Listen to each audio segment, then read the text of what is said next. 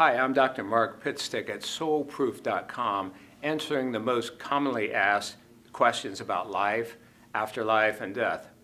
And here's one: is there a God? And if so, what is he, she, or it like?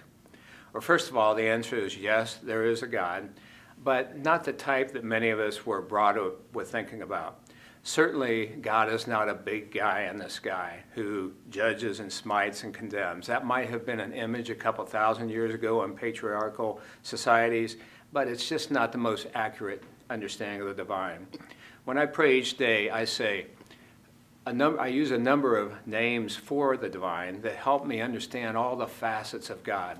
And those include O Great Spirit, the light, the presence, all that is, the ground of all being, Mother, Father, God, source energy, infinite intelligence, the divine, beloved, oneness, creator, creative mind, creative energy, the source field, the source, first spirit. These are different names that over the years have been used to define this phenomena. When I was in theology school, God was defined as that greatest phenomena of which we can imagine. And so certainly God is much greater than some local, provincial, personified image of God that was around a few thousand years ago. So when I talk about creator, I'm talking about the creator and sustainer of the entire universe. So we have to use analogies to understand a phenomena this great. Otherwise, we're going to fall short. Many people who have had near-death experiences or have had spiritual regressions, remember what it's like on the other side, say that God is like the engineer of a train, and we each are like passengers on that train. Other great teachers have said that God is like all the oceans on earth, and we each are like a drop of water in that ocean. So we're a tiny part of it, but we're an integral part, because if it weren't for all those billions and billions of drops, there wouldn't be the God. Finally, God is like a forest, and we each are like a leaf on one tree in that forest. Again, small parts of it, but certainly one with it, connected with it. And by the way, that's right now, not someday maybe if we do or believe certain things, but that's right now. That's the way life is set up. The divine is both transcendent and imminent, which means, first of all, transcendent means everywhere, yes, out into the cosmos, but also imminent, within, indwelling, personal, caring.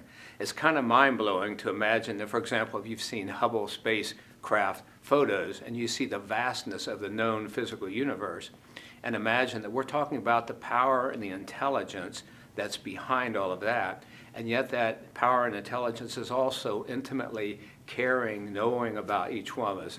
It's really a beautiful setup.